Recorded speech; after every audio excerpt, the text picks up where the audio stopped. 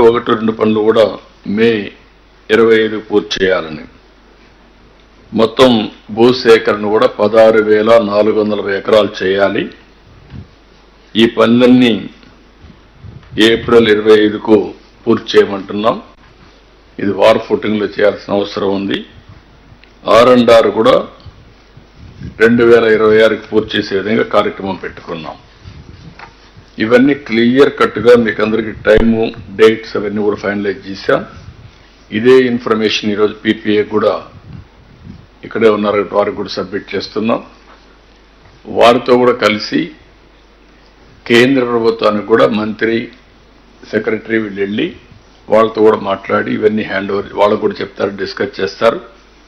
వాళ్ళు ఇచ్చే సజెషన్స్ ఉంటే experts committee, CWC and PPA అందరూ కూర్చొని మాట్లాడుకొని ఇంకా ఏదైనా మార్పులు చేర్పులు ఉంటే వాళ్ళు ఏదైనా సజెషన్స్ తీసుకుంటాం.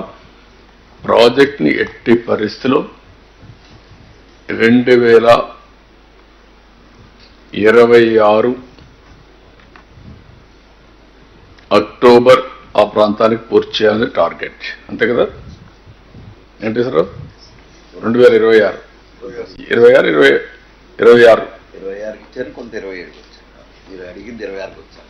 కాబట్టి అప్పటికి పూర్తి చేయాలనేది ఒక టార్గెట్ పెట్టుకున్నాం. ఏం రమణారెడ్డి గారు? 100%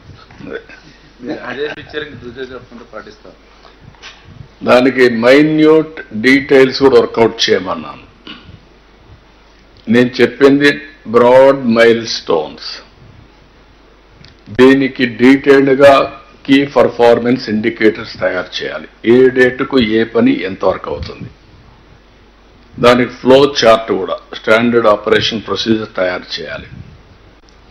ఈ క్లారిటీ ఎగ్జిక్యూట్ చేసే ఇంజనీర్లకి, అటు CWC, ఇటు PPA, government of India, government of Andhra Pradesh and experts కమిటీకి కూడా క్లారిటీ ఉండాలి.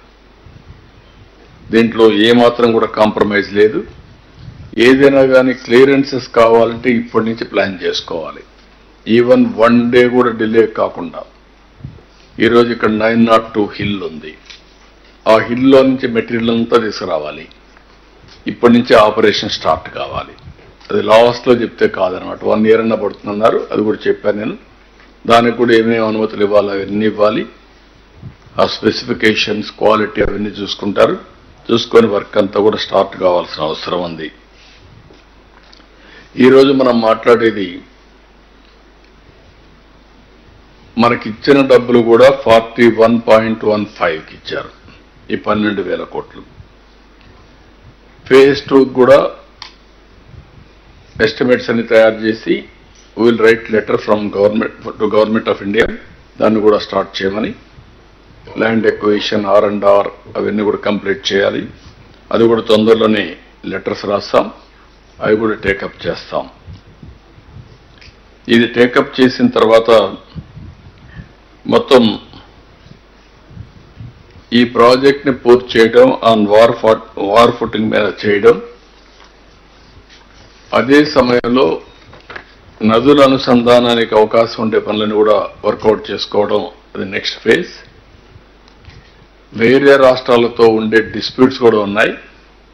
అటు ఒరిస్సా, ఛత్తీస్గఢ్ ఈ 2 ఉన్నాయి. సుప్రీంకోర్టులో కూడా ఒక రిట్ ఒకటి ఉంది. దాన్ని కూడా టేకప్ చేయాల్సిన అవసరం ఉంది. ఇవన్నీ కూడా వర్కౌట్ చేసి 41.25కి కానీ 45.72కి కానీ ఏమేమి అనుమతులు కావాలనో, ఎలాంటి అడ్డంకులు ఉన్నాయో అవన్నీ క్లియర్ చేయడానికి ఒక ప్లాన్ ఆఫ్ యాక్షన్ తయారు చేసి we're moving forward.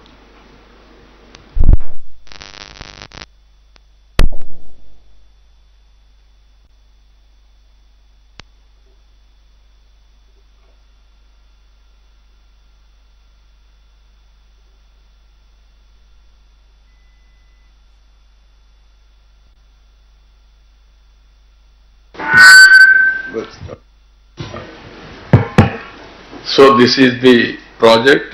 All details మీకు ఇస్తాం. దానిపైన మీకు ఒక ఐడియా ఉంటుంది.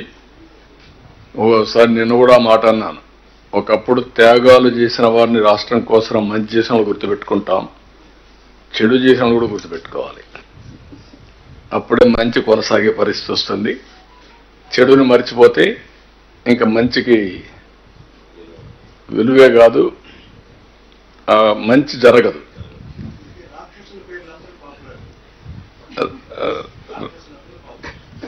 డెఫినెట్గా పాపులర్గా ఉంటారు.